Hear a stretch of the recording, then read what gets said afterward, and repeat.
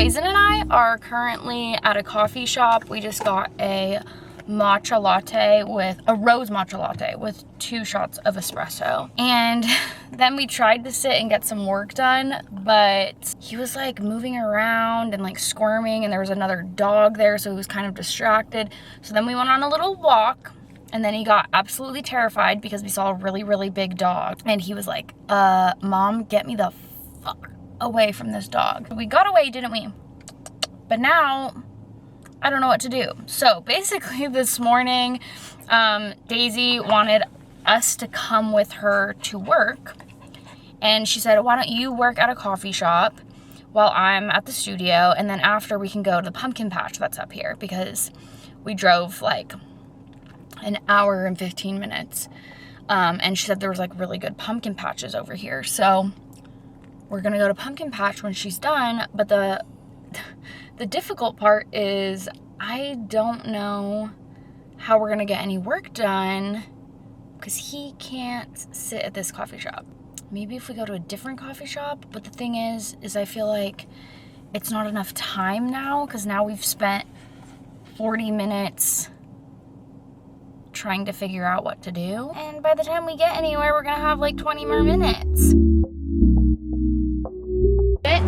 Oh God. Raisin, come on, take a picture.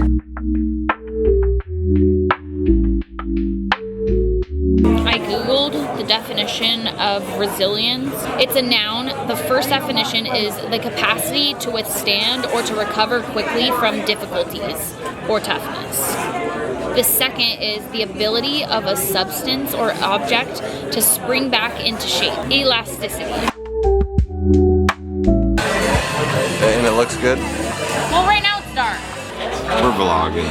Wait, I need to get a clip as well. Pasta. K-poppy.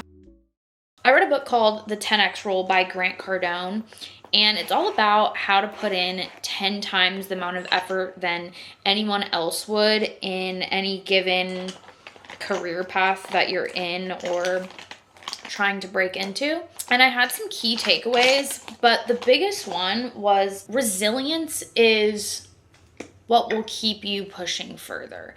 Being able to bounce back from anything and not letting the hiccups stop you from accomplishing your goals. There's always going to be tough times. There's always going to be breaking points. There's always going to be struggles.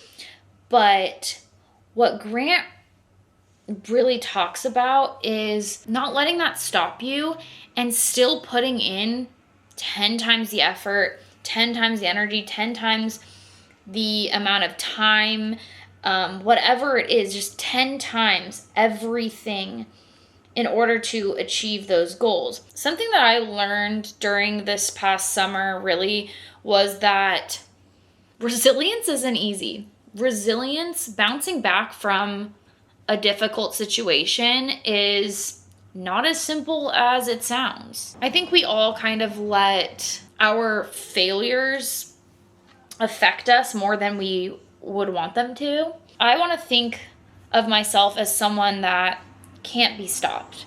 You could keep knocking me down, you could keep knocking me down, but I'm going to keep getting up. And at a certain point, getting up is exhausting. This book is a good reminder that there are going to be people that just keep getting back up.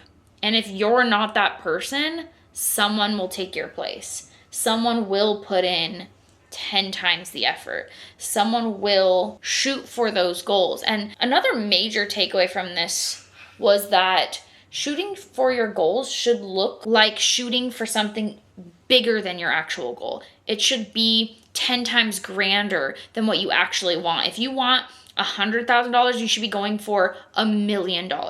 If you want $1 million, you should be going for $10 million.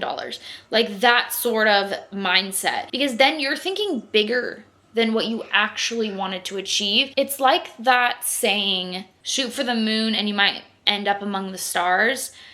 What's crazy about that saying, I saw this on a TikTok, I can't remember who it was, unfortunately, but she said she used to think of it as like, oh, you might end up amongst the stars, which are just as beautiful, you know. But really what it is, there is no stars in between the Earth, and the moon. So if your ultimate goal was the moon, but you ended up amongst the stars, you actually shot past the moon. You achieved more than your ultimate goal, right? So that kind of reminds me of this book as well. It's like, why shoot for the moon when you could actually shoot for the stars? Because you didn't even realize you could get there. Obviously, this summer was pretty hard for me because I had a lot of back-to-back, what felt like failures to me. I had a channel removed. I had, a business partner fail me. I had invested a lot of time into something that I thought was really amazing, and it turned out to be completely fraudulent and just not what it seemed to be. Big house issues like the plumbing and all these things going wrong. And so I was really overwhelmed, and I had felt like I was having these really hard realities set in back to back to back. And the biggest thing for me that felt like a failure was really the social media stuff, and feeling like I put in all this work and time for myself to end up failing overall. But what's great about failure is you learn from your failures. They're not actual failures. They're teaching you something that you need to know in order to advance yourself. And they're also putting you on the right path. I think that's something that I learned during this process as well, is where I actually wanted to be. This failure season that I went through actually had me come to a realization about myself and what I wanted and who I wanted to be. I think it was life kind of forming my direction for me and showing me where I actually needed to start lending my focus. I am still capable of everything that I've already accomplished. And I'm capable of more than that. And I'm capable of continuing to grow. I just have to help myself get back up and not let the tough times defeat me. It's not fair to my progress that I've already made to just give up on myself or to give up on everything that I've worked towards. And I think that's a good way to think about it too, is like, you've come so far, and just because you have a hard time or, in quotes, fail at one aspect of whatever it is you're working on doesn't mean that you're not worthy of everything that you've been still working towards. You are worthy. Makeup is done. We actually have a block party to go to, and then we're going to a Halloween party tonight. So it should be a fun little Saturday evening. We just got back from the block party. We're about to head out to go to the Halloween party. I put on my little outfit. I am Regina George. Raisin is a kung fu fighter. What is he? He's a black belt. He's a black belt. He's so freaking tired from the exploration. And Daisy is gonna be like a dead cowboy. Also, my best friend Viv's just called, and she literally just picked up her dog. She literally has a dog now. So now I have a nephew. He doesn't have a name yet, but he's a lab, a black lab, and he's so gorgeous, and I can't believe they got a dog. I'm like in shock. I feel like the same way, like if one of us got pregnant, like I literally feel that way. I'm like, this is crazy. This is crazy.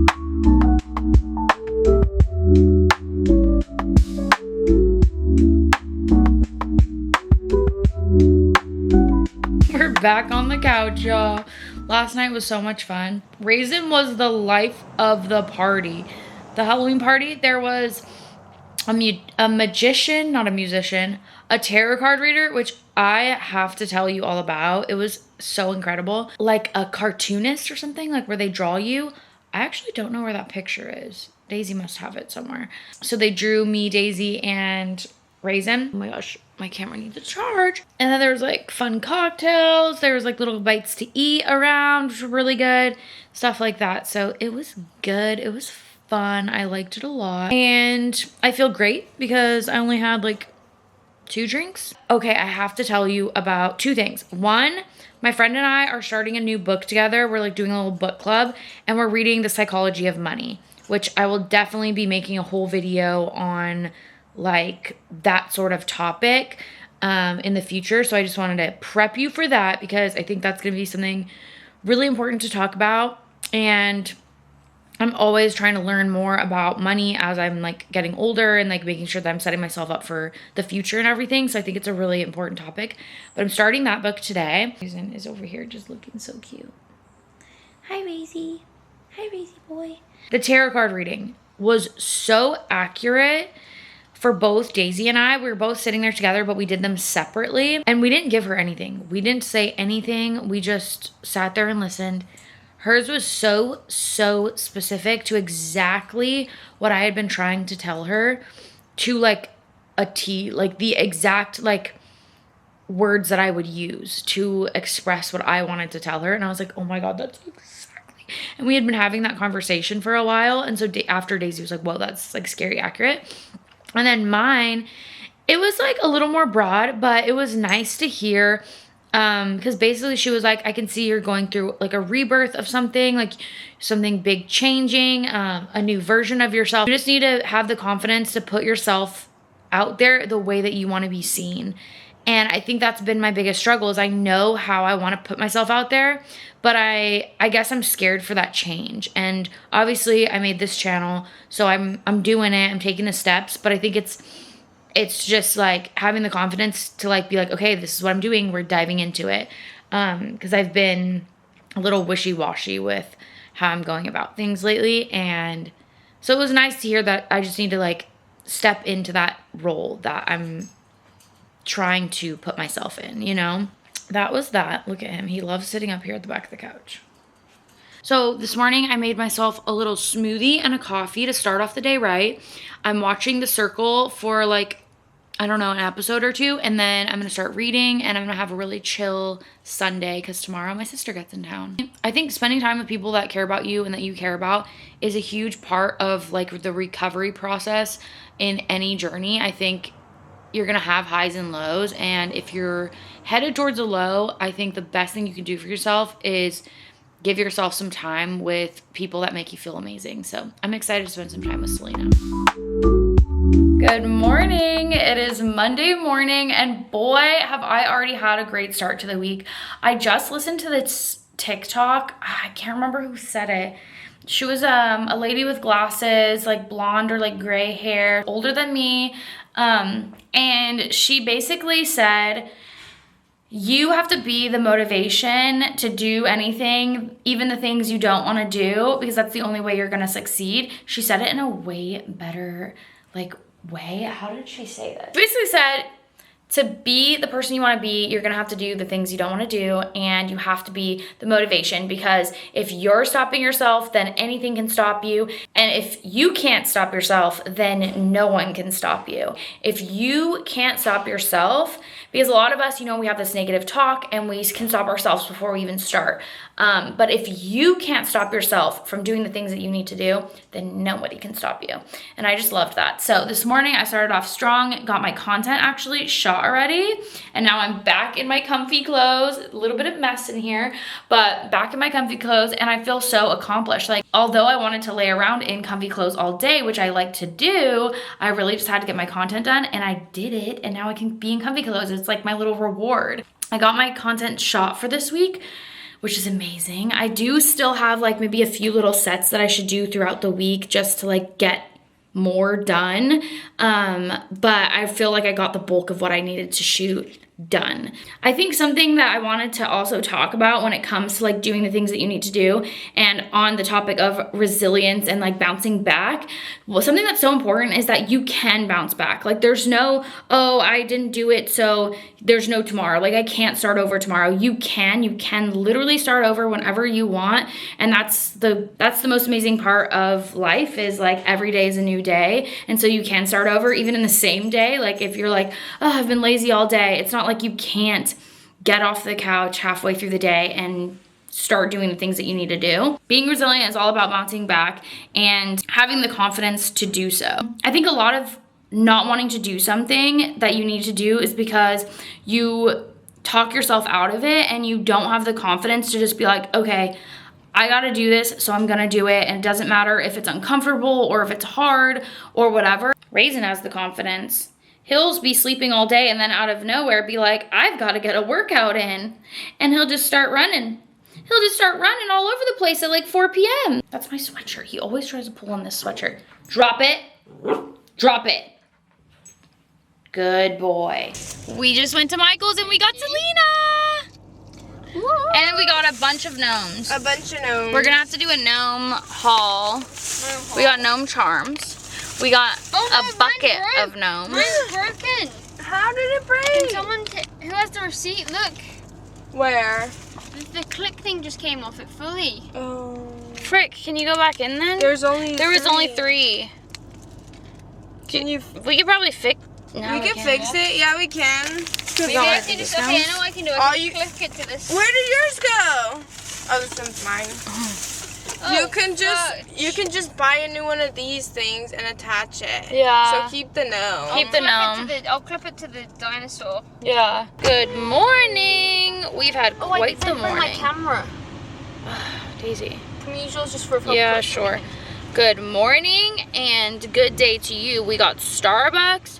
We've been up and at it. What did we do? Selena did Daisy's hair, and now we are headed out for the day because Daisy has sound check.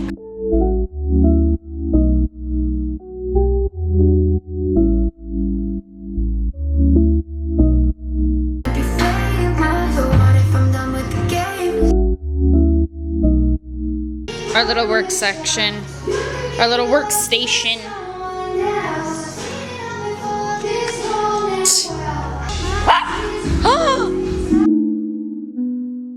Psychology of Money.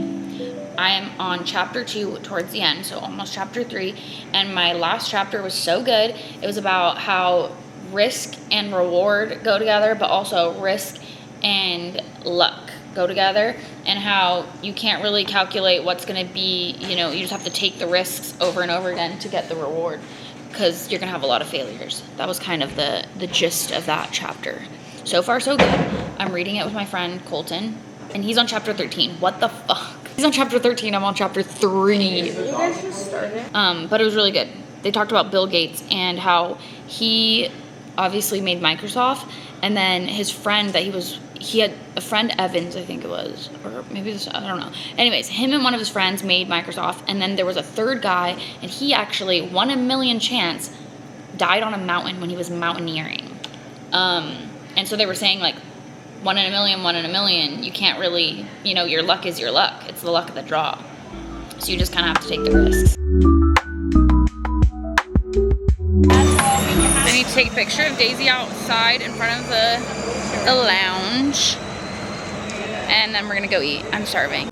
I didn't have any towels. Me neither. Okay, we got ready. We look good. We picked our fits to match. And the dog is in the bedroom howling. So that's great. Not excited about that. I feel really bad. But here's the little fit. And I'm gonna wear these. Let me flip this back down so I can see what I'm doing. I'm gonna wear these and this little bag to match. I should probably put this on because we are literally leaving.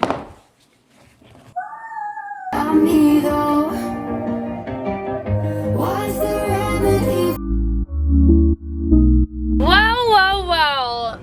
What do we have here, Daisy? Disaster. A disastrous truck. Sunglasses. We are in Sacramento right now. We're going to a Kehlani concert in San Francisco tonight. And we just got here like an hour ago. Yeah. We've had a flat tire. Pickleball. We're meant to be playing pickleball, but Instead we're playing Find a Tire. Instead we're playing Find a Tire. We just went to BMW and they don't have any in stock at any of the BMWs. So now we have to get it patched and I have to figure out ordering a tire when I get back to LA. So yeah, not ideal, but we're gonna play pickleball after this. And we were just laughing though, like if they can't patch the tire, we are gonna have to stay here in Sacramento until like they can order the tire. And we were just talking about it. We're like, I guess we like could. We could stay here. Not that we want to stay here for a week, but we could.